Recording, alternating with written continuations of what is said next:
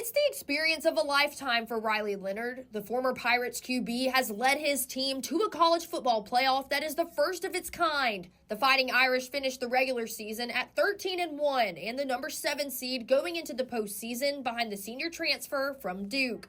And his parents, Chad and Heather Leonard, have been along for the ride.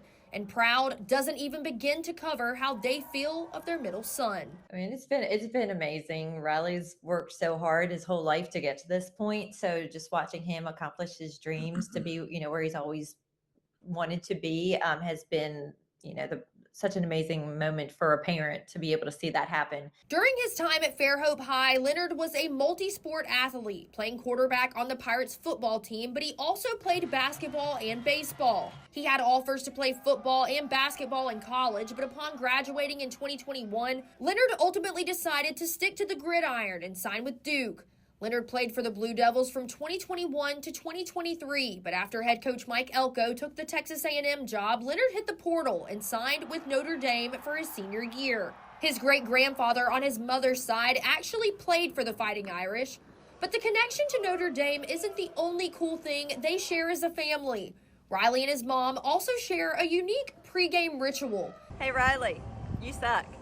Back in high school, Riley, when he played sports, a lot of people would be like, Riley, you're great. You're going to do great. And one night he was leaving for his basketball game and I was like, you're going to do great, Riley. And he was like, don't tell me that. Everybody always says all the time. He's like, tell me something else. So I was like, okay, Riley, you suck. And then it stuck with us. It's just something that we did. But it's been nice. A lot of people, have reached out and just said, that it's inspired them, just to kind of, motivate their child and keep their child humble too. So it's been really fun, and it's a way that, I can kind of tell him that I love him, but at the same time, just remind him, stay humble, be who he is. Now on the biggest stage of his college career, he's remained humble and kind. And even when the lights shine the brightest, there's one thing that's never wavered: his faith. And that is something his parents are the most proud of. It's so refreshing to see. And, we're so proud of him more off the field than we are on the field. But he's inspiring kids and just so proud that he's being this courageous and bold with his faith. We love hearing him speak up and share his truth. And so that's been really wonderful. And hearing, parents come up and say that he's had such an impact on their children, that's kind of what gets me the most. It's like, not only is it, that he can really have an impact and help young boys and young girls look up to him in that way. It's been really amazing. I'm Emily Cochran, Fox 10 Sports.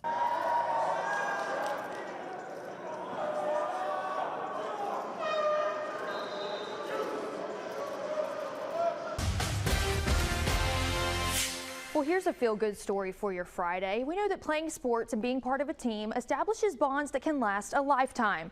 But the friendship between these former Troy baseball players is extra special. These 10 former teammates just got together in Orange Beach for their 13th annual guys trip.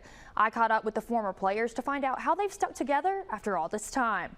The thing about baseball, it's a beautiful game, but the best thing about it is the relationships that you build throughout, the course of your playing career. You always want to be a good teammate on the playing field, but it carries on years after that. In 2012, Troy baseball lost 8-5 to Middle Tennessee in the Sun Belt Championship. It was the last time this group of guys would take the diamond as teammates, but they weren't ready to part ways just yet. We just decided on the bus ride home that we were going to go all take a trip together. And so about 10 or 12 of us committed to the trip in Panama City Beach. Next thing we know, we had such a good time and we all were going our separate ways. It just started in 2012 and now we're in 2024 doing it for the 13th year. Over the years, these former teammates have been to Orange Beach, Panama City, Lake Martin, and Siesta Key for their annual trip. They spend their days tossing the baseball out on the beach, out on the boat, cutting up on the golf course, gathering around the dinner table, enjoying their time together again. Former right-handed pitcher William Teal and his wife Tori found out they were pregnant with their third child while planning this year's trip in early November. Blair Hampton Teal was born Thursday, May 23rd. The trip started that next Monday. Tori, knowing how important the trip is to the group, said, "You're going." They were talking about the weekends that work best for everybody. And obviously I couldn't say anything at the time, and I said, well, we'll just figure it out. Luckily, Blair came a week early. My wife pretty much told me, she said, you're not missing it. So I said, yes, ma'am. I just, made it a point to be down here with them and spend another weekend, make it 13 years in a row. And this particular trip might just be for the guys, but they get together multiple times throughout the year with their families as well. We don't just do this. We go to Troy football games, we go to Troy baseball games, we go to alumni events, we go to away road football games. We went to the Alabama Regional last year. Like, it's just really cool how we can kind of all come together and all try to meet up and do this and have a good time, and the wives come, the kids come. It's just a really, really special family that's been pretty much just come together like through Troy baseball. And through all life's biggest moments, every up, every down, they face it all together, because that group of guys is just as much a team today as they were when they walked off the field for that final time in 2012. We all deal with, trials in our careers and our home life and our families, and we're all growing in different ways. And, we just learn to lean on each other and bear each other's burdens. Anything that, happens in anyone's life where we need a prayer, we need a helping hand, where we need to contribute something, where we need to do something, it all starts here. Former Troy head coach Bobby Pierce brought these guys together when he put them on the Trojans roster more than a decade ago. He's happy to see that bond his players formed has stood the test of time. It touches my heart, really, at this stage in my life and my career, to see a group that was connected through baseball, connected through our time at Troy together. And the fact that they still get together, have fun with each other, know everything about each other's lives, families, kids, that's what it's all about. At the end of the day, when the balls and the bats are put up, it's about the next group. It's hard to even describe how meaningful that is for me. And the guys are already planning next year's trip. For their 14th annual, they're headed back to Lake Martin. Reporting live in studio, I'm Emily Cochran, Fox 10 Sports. Fox 10 Media Days Craze is sponsored by Rouse's Markets.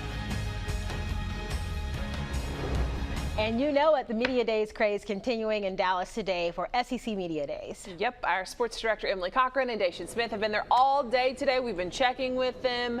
Alabama, Mississippi State, Florida, and Texas taking the podium. And Emily, you got to speak with Alabama defensive coordinator Kane Womack today. Yeah, that's right, Lanice and Shelby. We actually had a Zoom interview today because he's actually in Mobile right now doing the rest of his move to Tuscaloosa. So he left South Alabama about 6 months ago to take the DC job at Alabama. It's been a bit of a whirlwind, but we got to catch up for a little bit today. And I wanted to ask him more about his relationship with new Alabama head coach Kalen DeBoer.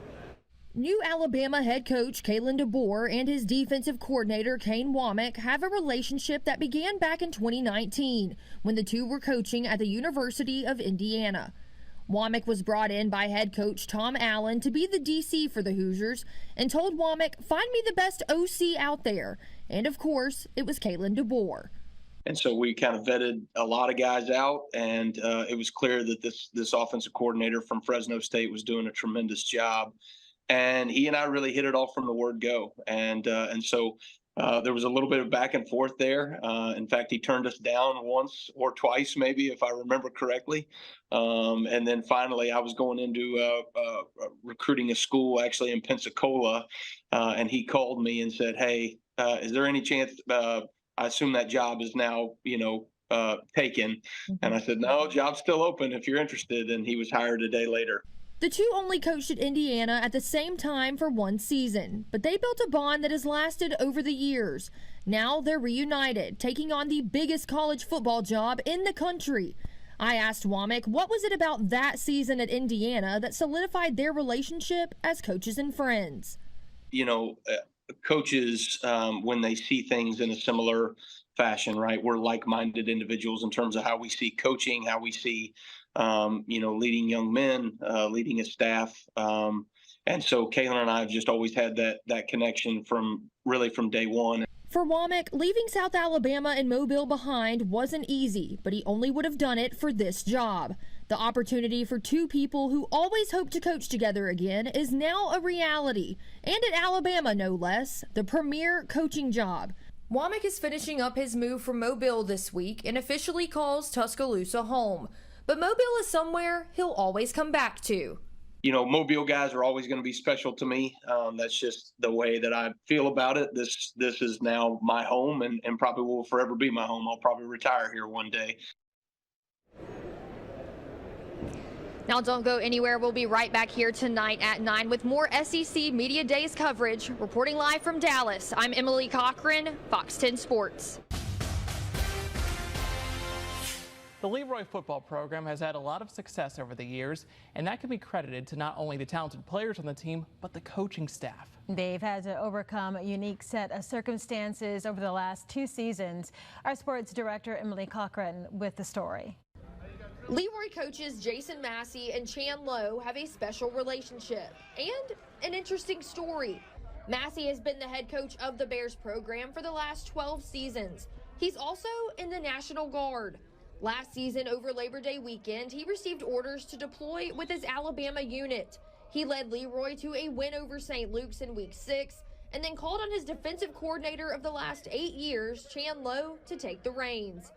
During Massey's absence, Lowe picked up where he left off, leading the Bears to an undefeated season and second consecutive state title. And Massey was able to see that journey from afar. I had internet service where I was at, so I could watch the games live.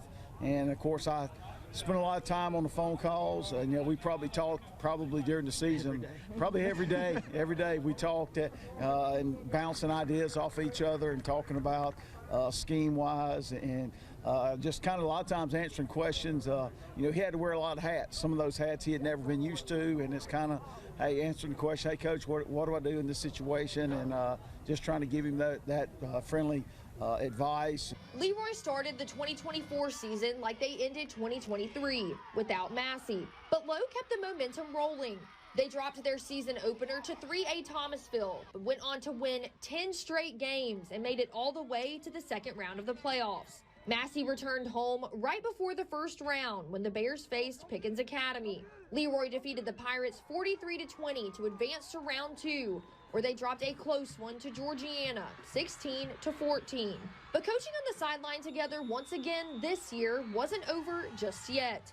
Lowe and Massey were both invited to coach in this year's Alabama-Mississippi All-Star game this past weekend. It's kind of like a family reunion, coming back and being able to coach together on the sideline, you know, because normally they don't allow 2 coaches from the same school. But tell you what, he deserves this just as much or even more than I do, and just proud of him. The two have a special relationship, not just mentor and mentee, more like friends, but better described by Coach Lowe as brothers. This is the first time we spent a whole week together since he left. Week 6 of 23, so it's been fun just to get back to Coach Massey this week. And like I said, it's our relationship is different because he's one of my best friends in the whole world, and I really my mentor in this whole game. So like I tell him, you know, nothing changed, because the only way I know how to do stuff is the Massey way, because that's who taught me how to do this. And you know, it's been great to be back this week and coaching alongside him. I'm Emily Cochran, Fox 10 Sports.